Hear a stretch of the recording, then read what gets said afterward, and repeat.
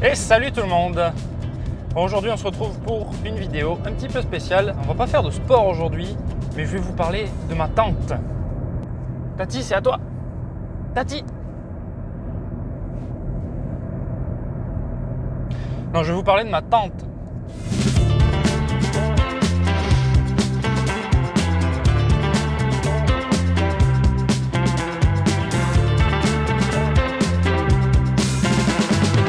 Et on n'oublie pas la caméra, bien sûr. Pour vous parler de cette tente, on va faire ça sur le terrain et ça se passe tout de suite. Et voilà, on se retrouve donc sur le chemin. Donc là, je vais chez un ami qui va m'héberger sur son petit terrain et qui a accepté que je mette ma tente pour la tester. Le coin est plutôt sympa. Donc là, je monte jusqu'à l'endroit et on se retrouve là-bas dans quelques instants.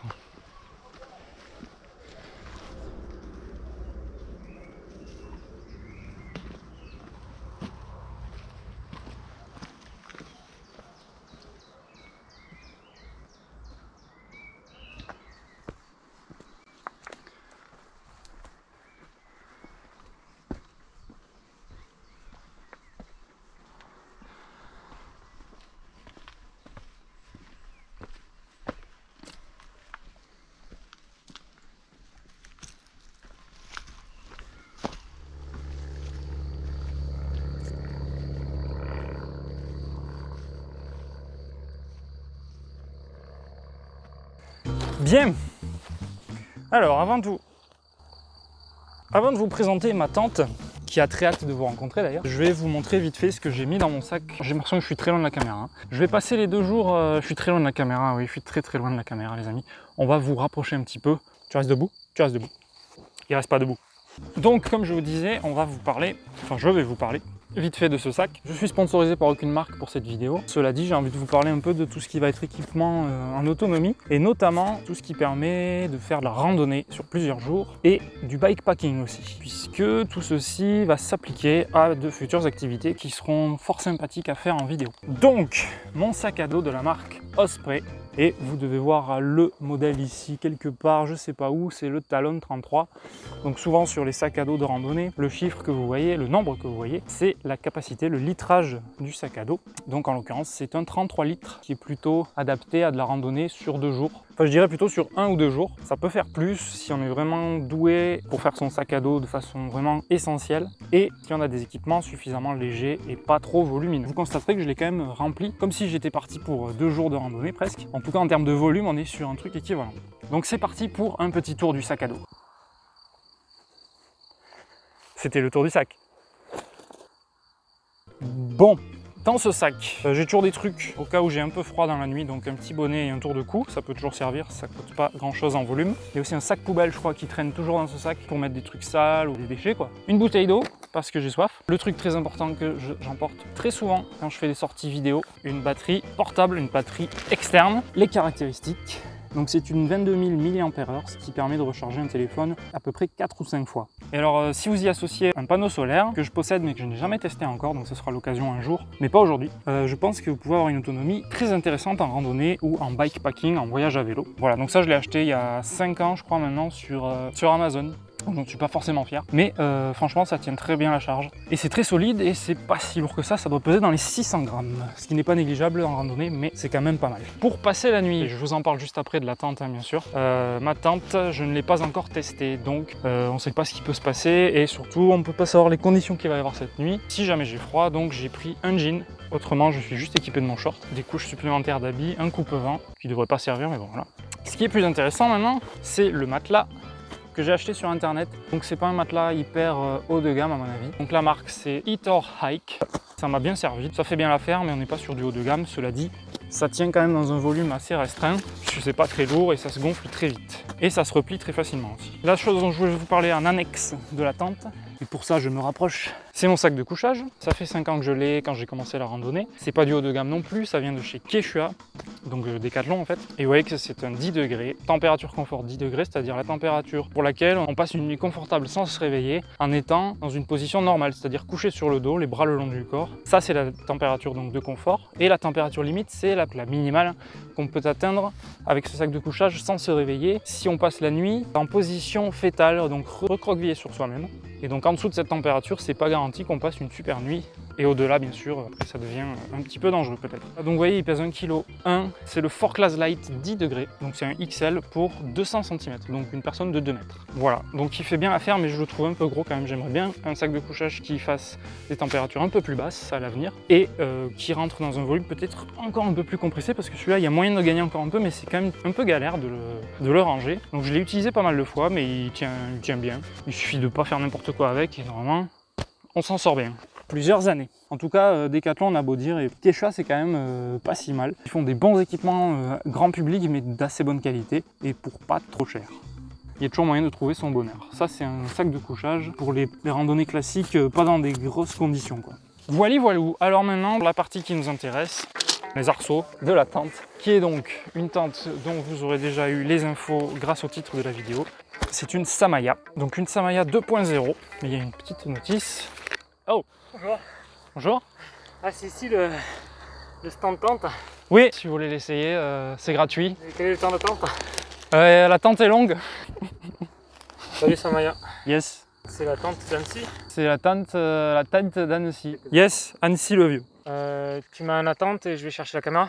En attente? Excusez-moi, je vous mets en attente. Ne jamais fermer ou condamner toutes les aérations. Le manque de ventilation peut entraîner une montée du taux de monoxyde de carbone et une mort par asphyxie. Et du coup, tu vas chercher les pizzas là? Bah, prends ce que tu veux, hein. Moi, tout me tente. Voilà, bon, j'espère que la tente n'a pas été trop longue. Donc voilà l'intégralité du matériel quand on se fait livrer la tente. Il y a la tente en elle-même, vous voyez qu'elle tient dans un volume relativement petit, hein. C'est hyper léger, donc le total, hein, je crois, pèse 1,280 kg donc. Il y a un petit guide d'utilisation qui est vendu avec, je ne sais pas s'il est pris en compte dans le poids total. On est sur une tente qui pèse entre 1240 et 1280 grammes, tout compris, je pense. Donc là, on a les arceaux, on a les sardines ici. Et là, il y a un petit kit de réparation avec plein de petits trucs. Donc ça, je vous montrerai tout à l'heure ce qu'il y a dedans. Je vous ai prévenu que c'était pas donné, mais il faut savoir que la qualité, ça se paye. Donc voici notre tente bien aimée, la Samaya 2.0, qui est donc fabriquée dans un matériau assez solide, hein, j'ai l'impression. Donc bon, ça c'est pas la toile de tente, hein, ça c'est le sac, mais qui est plutôt bien foutu parce qu'il donne une impression vraiment de solidité. Mais il y a vraiment un matériau qui fait penser un peu à du parachute un peu, ou tout simplement les bâches qu'on a dans les jardineries. Il faut savoir que c'est une tente qui est plutôt donnée pour de l'alpinisme, mais bien sûr ça peut faire pour l'été, pour le camping, hein. Il faut retenir, c'est que c'est une tente 4 saisons, donc c'est fait aussi pour l'hiver. Une tente 4 saisons qui pèse 1,2 kg, donc c'est quand même quelque chose de très léger, de très compact et qui, voilà, qu'on peut amener partout pour faire de l'alpinisme du coup, mais du bikepacking, pour aller au camping l'été, faire de la randonnée sur plusieurs jours. Vous avez vu que dans le sac, moi, elle peut tenir. Alors ça, c'est un sac, comme je vous ai dit, que je peux utiliser sur 2 jours, mais pas plus. Sur un vrai sac de randonnée pour faire plusieurs jours, du 60-70 litres par exemple, il n'y a pas de problème pour transporter ça, que ce soit dans le sac ou même à l'extérieur, accroché quoi. C'est vraiment léger quoi. Voilà, donc écoutez, on va essayer de la déballer. C'est parti.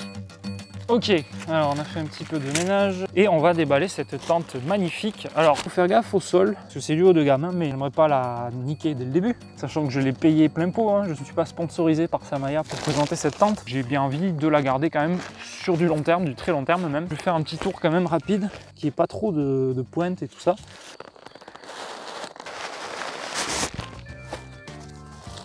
Mais quelle émotion! Alors, je ne retiens pas du tout comment était pliée la caméra. Comment était pliée la caméra? La tente. La tente, mec. Je trouve que la forme de base du pliage dans son sac mériterait d'être un poil moins large et un peu plus long pour que ça passe dans un sac plutôt en longueur. Mais la façon dont était plié à la base, ça convient bien à un fond de sac en fait. Je l'ai vraiment mis au fond du sac, donc en longueur comme ça là, le boudin, et ça passait très bien dans le sac. Donc c'est quand même plutôt idéal. Sachez que c'est ma première tente. C'est pas la première fois que je vais dormir dans une tente, mais c'est la première tente de ma vie. Alors ce qui serait pas mal de calculer, c'est l'orientation de l'entrée de la tente. Il se lève où le matin, hein, le soleil?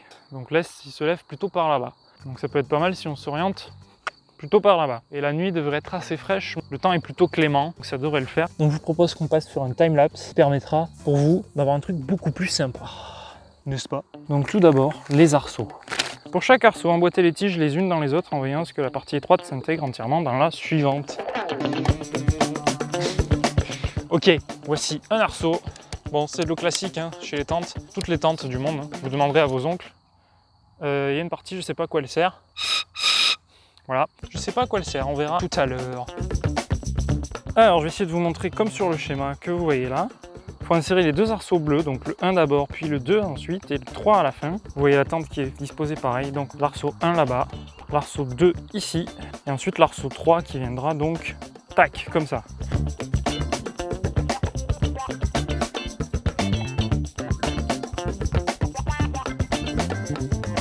Là, je suis en train de passer le 2e arceau, vous voyez, donc dans le truc. Et puis là, au milieu, il y a ça là qui m'empêche un peu de voir. Et en fait, je me rends compte qu'il y a des petites attaches là qu'on peut enlever en fait. Donc il y a un crochet, vous décrochez. Et en fait, là, voilà, ça permet d'accéder un peu plus facilement. Parce que j'étais en train de galérer en me disant, mais tiens, j'arrive pas à voir où est-ce que je vais. Et voilà. Bon, là, je vous fais un petit tuto à la con, mais vraiment, normalement, les gens qui ont des tentes, ils connaissent. Mais là, il faut venir bloquer le bout de l'arceau dans un des œillets qui est ici. Donc, et là, il faut que j'arrive à faire pareil pour le 2e. Ça va se passer ici et arriver à le bloquer quelque part pas loin dans cet œillet.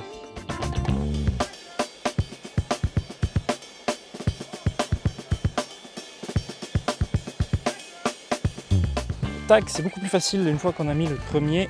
Je vais venir le mettre ici, là.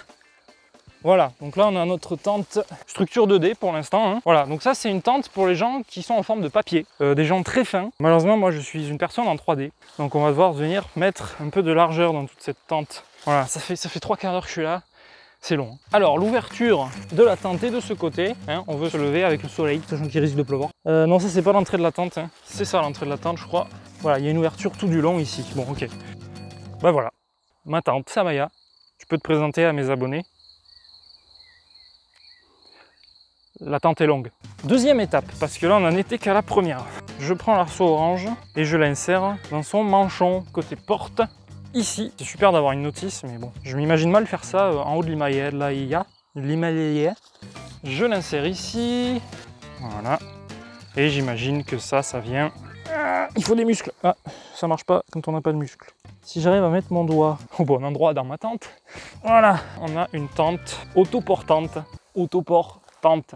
Et la dernière étape, finaliser la mise en place grâce au système de tension présent au niveau des œillets. C'est des systèmes de sangles comme pour les sacs à dos. Et c'est surtout au niveau du sol que ça nous intéresse. L'idée c'est de venir serrer ici la sangle un maximum pour finir de tendre l'ensemble de la tente. Donc ça se règle au jugé. Faut que ça soit tendu. Ça j'ai toujours pas trouvé à quoi ça sert, ça va être un peu comme le meuble Ikea. Vous savez les meubles Ikea, il y a toujours une pièce. Bon, vous connaissez tous. Et voilà, ici, il n'y a pas de tension. En fait. Donc la tension, elle se fait des 2 côtés de la porte, tout simplement. Je pense qu'elle est tendue. Hein. T'es tendu, Samaya, je te dis que t'es tendu. Étape 6, ligne de haubans, guidelines. Tous les points d'ancrage de la tente doivent être utilisés, quelles que soient les conditions climatiques. C'est tous les espèces d'octogones qui sont en fait des hexagones. Et il y en a 1, 2, 3, 4, 5, 6, 7, 8, 9. Et les lignes de haubans, c'est ces trucs-là. Donc j'imagine qu'il va falloir que je déplie ça. Au bout, il va falloir mettre une sardine, tout simplement. C'est beau, hein, Samaya. Faisons ça bien. Alors, ils viennent de m'expliquer, mais j'ai pas compris. J'ai pas compris, en fait. J'ai pas compris. J'adore les nœuds. Passion nœud. Et là, c'est quoi le but? C'est d'emmener ça jusqu'en bas. Mais pourquoi faire? Pourquoi faire, Jamy? Mais dis-moi, Jamy, qu'est-ce qu'il faut que je fasse avec ça? On va mettre nos sardines. Le planter de bâton devrait être au nombre de 9. 1, 2, 3, 4, 5, 6, 7, 8 et 9. C'est incroyable. Alors, il y a plusieurs longueurs. Nous avons des petits et nous avons des grands. Les petits vont venir sur les extrémités comme ici. La sardine dans le papier alu, comme ceci. Ce qui permet d'avoir une tension. Mais si je veux régler ma tension, je dois pouvoir le faire. Voilà. Vous comprenez? Moi je comprends. Et j'avoue, j'avais pas compris avant. On va planter d'abord les extrémités. Je suis sûr que c'est pas ça qu'il faut faire, mais bon, je décide que c'est ça que je fais. Si je vous prenais avec moi, ce serait mieux, non? Ah oui, puis là, c'est finalisé ça, j'en sais rien. J'en sais rien si c'est finalisé. C'est pas grave. Ah oui, alors faut défaire le nœud là aussi. Miladiou des dieux. Et peut-être de Dieu, et bien mis de Dieu, ça va pas s'envoler. Hein. Bon, c'est les aléas du direct, hein, vous m'excuserez. Help. Mais ce nœud est fabuleux. Oh, cagole. Et je peux tendre comme ceci. Very good. Et on n'oublie pas la caméra, bien sûr. Un étranger est arrivé. Dans la cuisine, c'est quel côté? Ouverture. Quel honneur. Première ouverture de ma tante Samaya. Quel honneur j'ai. Oh. Alors là, Voilà. on peut retrouver le puits de lumière. Hein. Oui, et d'ailleurs, il y a un puits dans le coin ici pour aller chercher l'eau. Alors je vais mettre le lit là-bas au fond. Ça te laisse de la place pour le salon Et les toilettes. Voilà, mais c'est bien de les avoir au même étage, parce que s'il faut descendre les escaliers la nuit, quand t'as envie de pisser, ben, c'est chiant. Oui. Et si vous êtes plusieurs, ça vous met dans la tente. Donc, Tout à fait.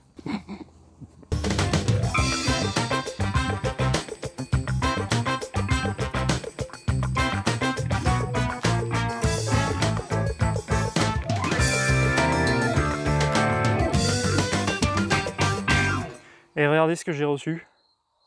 Félicitations, votre chaîne vient d'atteindre ses 100 premiers abonnés. C'est donc officiel. Oh, 101 abonnés. Ouverture complète et déchaussage de la frite. Alors ici, il y a une sorte de petite poche. C'est pas une moustique en fait, mais c'est juste une poche, on peut mettre des trucs dedans. Bonjour. Trop bien. Par contre, il y a des courants d'air. Hein. Trop bien.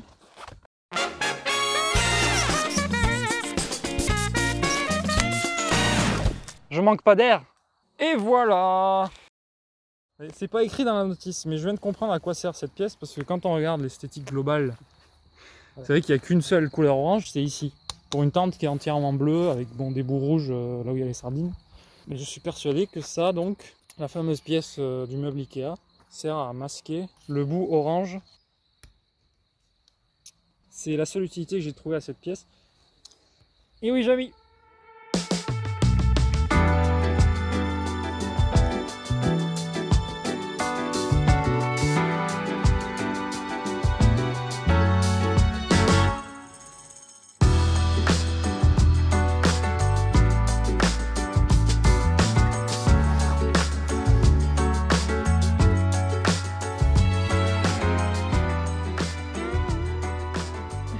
Alors rapidement, je vais aussi vous parler du petit sac qui est livré avec. Il faisait des petits portefeuilles étanches aussi, Samaya, qui coûte 30 € je crois. Mais je crois que c'est ça en fait, c'est le même produit. Alors ça, c'est le petit sac d'accessoires. Donc il y a un peu de toile pour réparer, faire des petits patchs, quoi, des rustines on va dire. Alors le matériau c'est le même, un peu parachute, un peu nylon, voilà, qui a l'air assez solide et plutôt étanche. Donc il y a des petits patchs, je pense que c'est des trucs collants. On a des matériaux qui composent la tente, s'il y a des trous, et des petites pièces qu'on peut remplacer à l'occasion. Je pense qu'on peut en acheter d'autres sur le site de Samaya. Voilà, donc là on a des trucs, des haubans un petit peu. On a les attaches clips. C'est minime, mais c'est présent. Ça permet au moins de faire une petite réparation de fortune de la tente, si jamais on est vraiment emmerdé.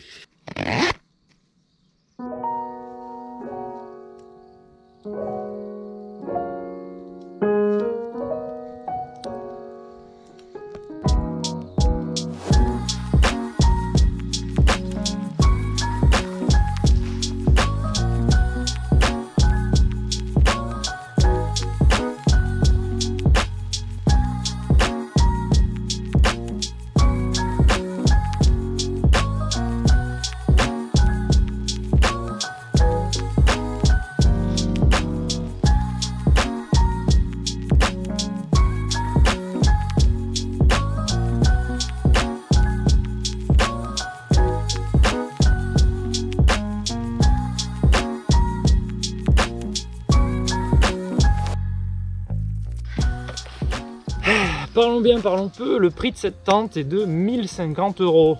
Oui, je sais, ça fait beaucoup. 1050 € pour un objet comme ça, c'est assez inhabituel, même pour moi, surtout avec la vitesse à laquelle j'ai fait cet achat.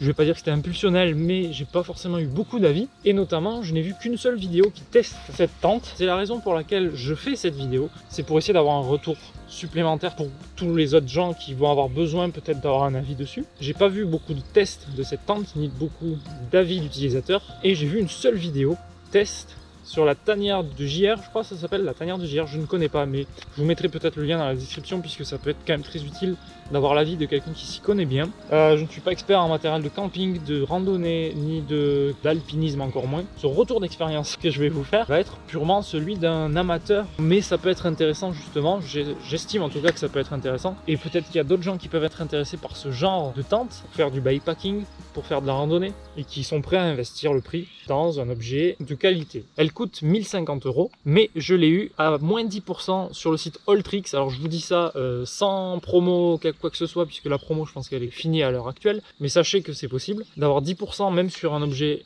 de cette valeur. Ça permet d'économiser un peu plus de 100 €, puisqu'au final, elle m'a coûté 945 € au lieu des 1050. Donc je vous invite à guetter les promos un peu sur tous les sites dès que vous voulez acheter un objet qui coûte un petit peu cher, que ce soit des paires de chaussures pour la course à pied, un vélo, une tente, n'importe quoi qui vous paraît cher, mais sur lequel vous pouvez peut-être économiser une grosse partie quand même. Sachez une chose aussi, il existe ce qu'on appelle un footprint pour cette tente qui est vendu chez Samaya au prix de 90 €. C'est juste en fait un sol qu'on met avant de mettre la tente par terre, qui permet de la protéger un peu, notamment si on est sur un sol un peu irrégulier, un petit peu incertain, s'il peut y avoir des pointes, des cailloux dessus.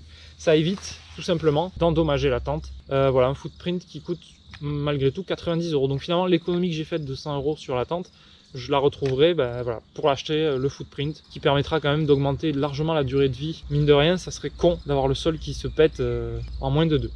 Et paf, j'interromps votre programme pour vous parler du footprint que j'ai fini par acheter. Alors je vais le découvrir avec vous, mais j'avais déjà sous-pesé et c'est super léger, ça c'est très agréable. Comme vous pouvez le voir, ça prend pas beaucoup de volume, ça prend 0,8 litres et ça pèse 155 grammes, donc c'est super léger. C'est vraiment, je le sens pas à la main quoi. Et bon, à coup de 100 grammes, en 100 grammes, on finit par atteindre les 1 kg en randonnée. Mais pour le coup, on a un accessoire quand même que je trouve assez indispensable pour augmenter la durée de vie de la tente, comme je vous disais. Et voici donc à quoi ça ressemble. Toujours dans un tissu un petit peu épais, un petit peu bâche, mais une bâche assez fine, hein, de qualité assez agréable. Et c'est un truc qu'on va poser à même le sol. Donc de toute façon, on s'en fout un peu que ça soit agréable au toucher. Mais si je vous montre à quoi ça ressemble, bon, en gros, ça va faire la dimension de la tente. Donc 2,10 m, 2,20 m je crois, par 1,10 m de large.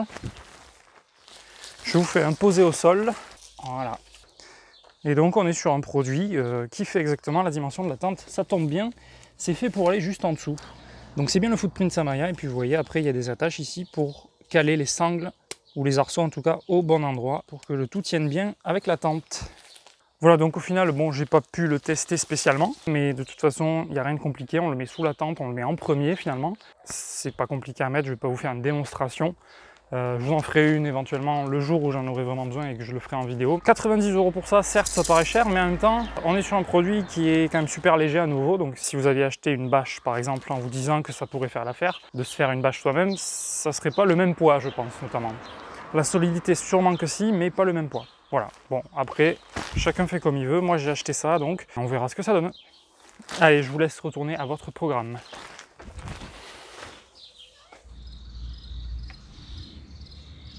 Voilà, donc maintenant qu'est-ce que je vous dis? On va se retrouver dans la tente pour la nuit. Donc je vous propose de passer la nuit dans la tente avec moi.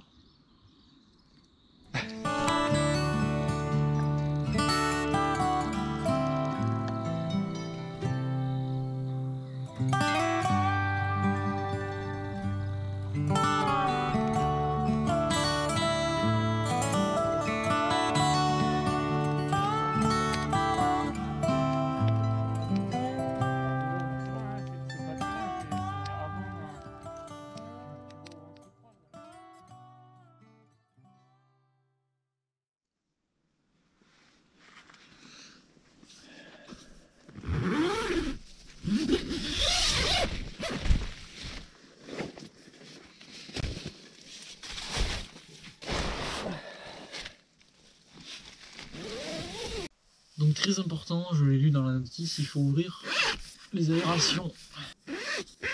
Il est important d'ouvrir les aérations dès que la tente est mise en place afin de garantir un renouvellement de l'air au sein de celle-ci.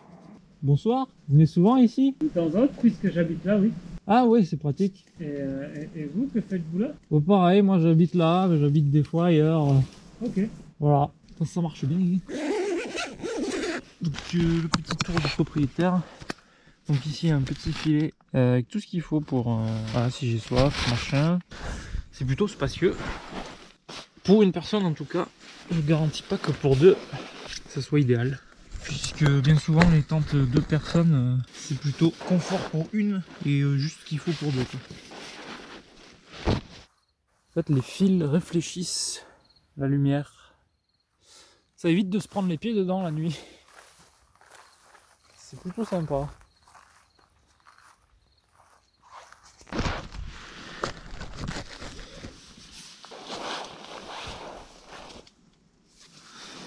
Je vous souhaite une excellente nuit.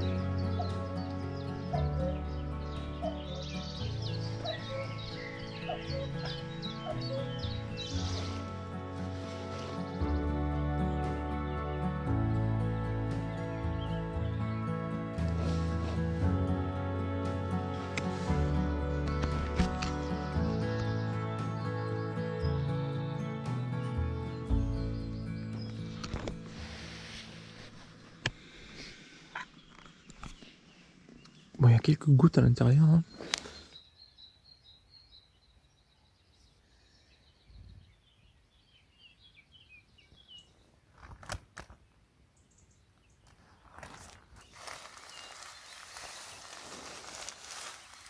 C'est bien sec quand même.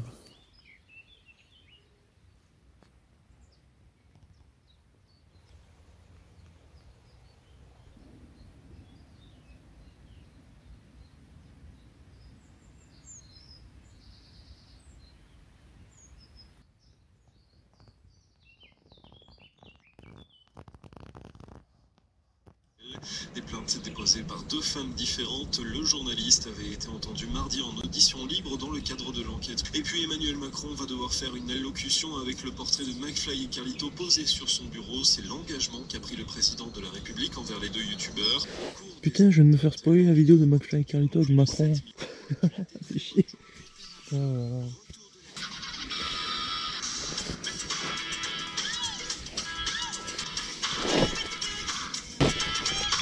Meilleure nuit, même s'il a fait un petit peu froid.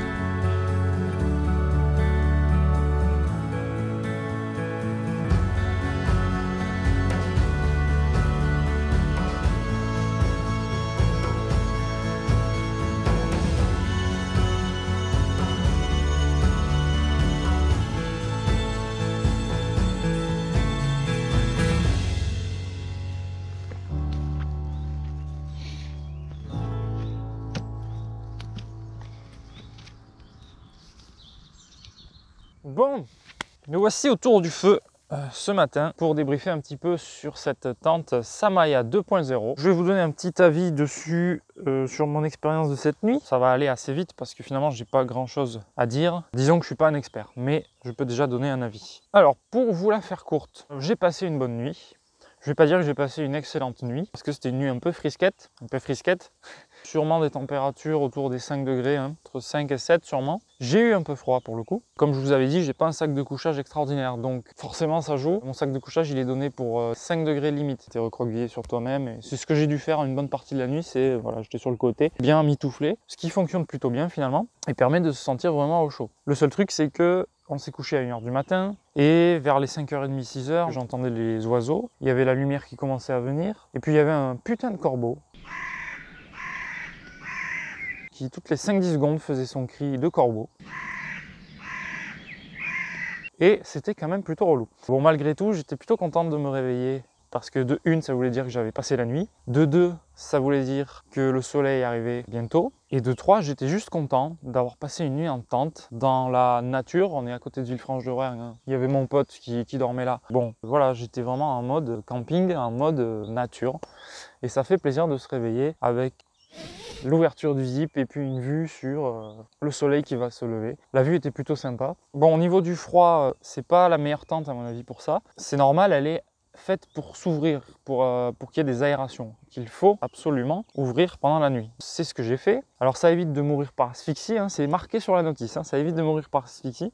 Et puis surtout, je pense que c'est pour la condensation. Mais pour le coup, vous l'avez vu en vidéo, j'ai pas pu y échapper cette nuit, puisqu'en me réveillant, j'ai constaté que le plafond, les deux plafonds, donc les deux parties avant et arrière de la tente, quand on est couché en longueur dedans, étaient pleines de gouttes qui avaient tendance à tomber au bout d'un moment, d'ailleurs sur moi, sur le matelas. On constate que malgré ces aérations qui sont du coup sur le haut de la tente, c'est pas forcément hyper efficace visiblement. Alors je ne sais pas ce que ça aurait donné si j'avais pas... je suis en train de me faire enfumer. Je sais pas ce que ça aurait donné si j'avais pas ouvert les aérations, mais ça aurait été sûrement pire. Malgré tout, c'était quand même que quelques gouttes, et pas non plus ultra imbibé comme s'il avait plu. Je serais curieux de voir une nuit avec de la pluie sous cette tente pour voir vraiment si elle est vraiment étanche, et là pour le coup ça me rassurerait. Mais j'ai pas fini mouillé dans tous les cas. Il a pas plu, mais le matin il y avait la rosée, il faisait frais, il a fait frais cette nuit, et donc du coup la condensation vient de l'intérieur de la chaleur que j'ai dégagée pendant la nuit, qui vient donc se déposer sur les deux surfaces, comme je vous ai dit, donc les deux pentes avant-arrière. Là vous voyez, je l'ai mise un peu à sécher, donc j'ai ouvert. Ce qui est bien, c'est qu'elle s'ouvre des deux côtés.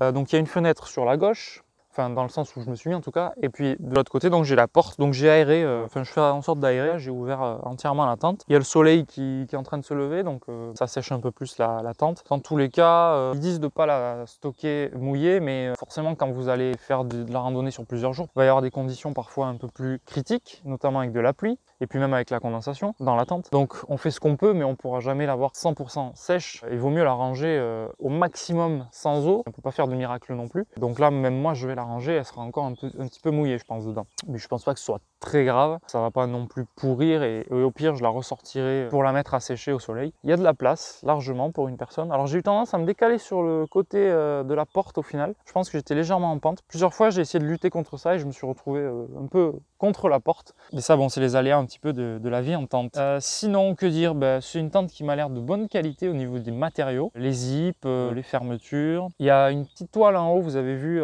comme une moustiquaire en fait, mais ça sert pas du tout à ça. C'est juste une toile pour poser des choses dedans. Notamment pour mettre sa frontale dessus, c'est pas mal, ça fait plafonnier du coup. J'y ai posé mon téléphone aussi. Ensuite, vous avez le filet sur la gauche qui est sympa aussi pour ranger des affaires.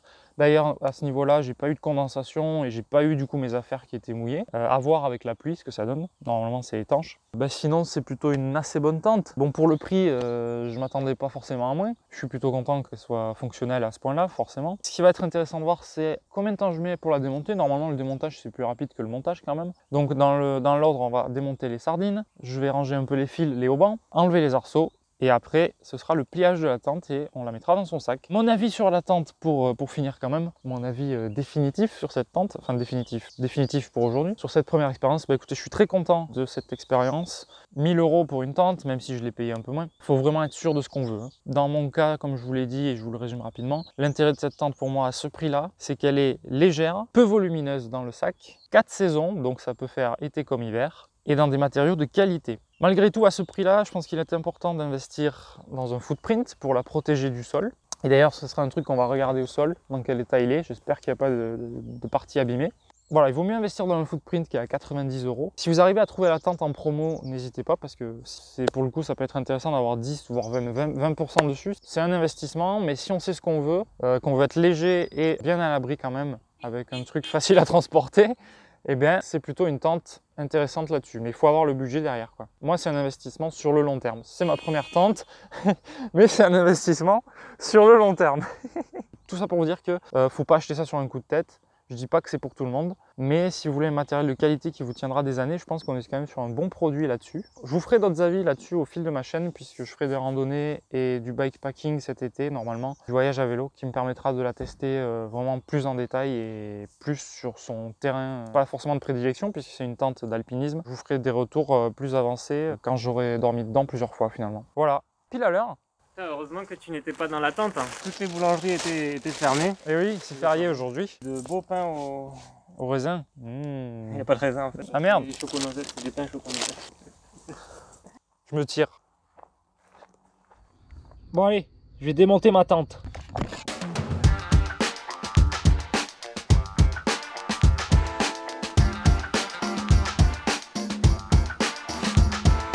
J'ai mis la tente sur le côté, toujours avec les arceaux, j'ai juste enlevé les sardines. C'est juste pour sécher un petit peu le sol et était mouillé là dessous.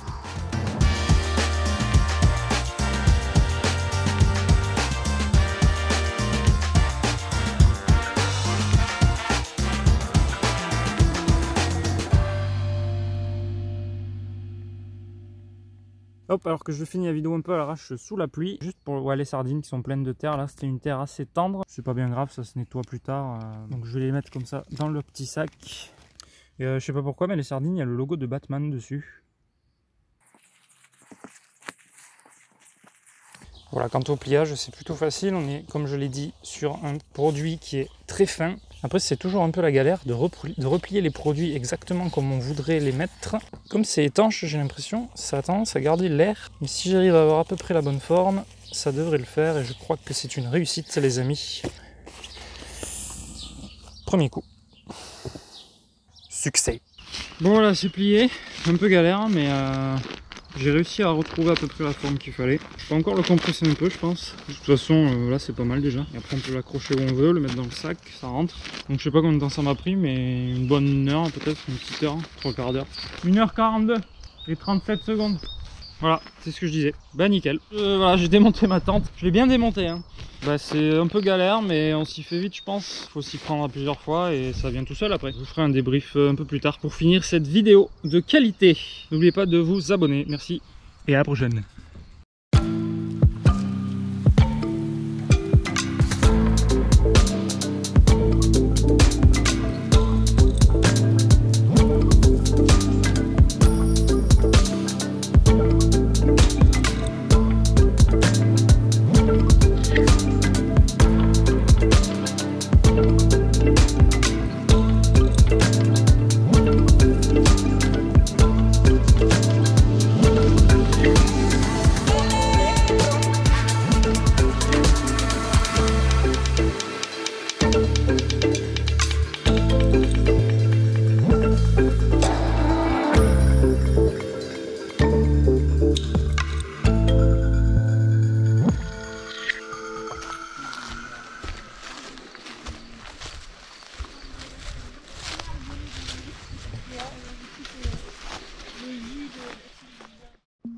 Et ben voilà, c'est terminé pour cette vidéo sur la Samaya 2.0. Donc si j'avais un avis à émettre en quelques secondes, je dirais que c'est un produit certes cher, mais de qualité. Ce qui serait bien, c'est quand même que je la teste sous la pluie un jour. Donc ça, à l'occasion, quand ça arrivera, je serai prêt à dégainer les caméras qu'il faut pour le faire. Donc là, je peux pas émettre un avis sur la pluie. Par contre, il y a un petit peu de condensation le matin. En tout cas, c'est ce que j'ai constaté aujourd'hui. Sinon, c'est quand même une tente de qualité. On voit bien que les matériaux sont bien et tout. Ça a l'air résistant. Ce qui m'empêchera pas d'acheter un footprint, donc un tapis de sol qu'on met avant de poser la tente sur le sol, histoire de la protéger, parce que c'est quand même le matériau du sol a l'air quand même un peu fin et je veux pas le dégrader trop vite. Je pense qu'il est quand même solide ce matériau, mais voilà, si on peut éviter de niquer une tente à 1000 €, c'est pas plus mal. Voilà, donc c'est une tente légère qui fait les 4 saisons, donc on peut vraiment l'emporter partout tout le temps. Elle prend pas trop de place dans le sac, ça c'est vraiment bien.